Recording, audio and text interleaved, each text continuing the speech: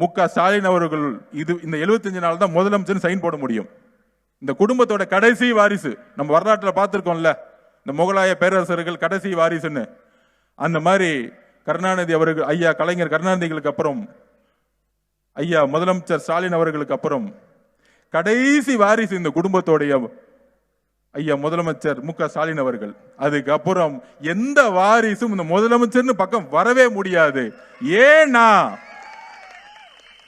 திமுக பிரச்சனை. 2வது தாட்டி என்னைக்கு எலெக்ஷன்ல ஜெயிச்சதே கிடையாது திமுக. யாரோ ஒருத்தர் வந்தாங்க, அன்னைக்கு எம்ஜிஆர் வந்தாரு, இன்னைக்கு எங்க அண்ணன் தலைவர் விஜய் அண்ணன் வந்துட்டாரு. இந்த குடும்பத்தோட கடைசி வாரிசோடைய சைன் இன்னும் 75 நாள் போட்டுக்கோங்க, அவ்வளவுதான். இந்த குடும்பத்தோட வாரிசுங்கெல்லாம் முடிஞ்சிருச்சு. புதுசா ஒரு உதயம் ஆகுது. எங்கள் அண்ணன் 26 முதலமைச்சர் ஆவறதையும் எங்களுடைய கழக தோழர்கள் அமைச்சர் ஆவறதையும் யாராலும் தடுத்து நிப்பாட்ட முடியாத பதிவு செய்து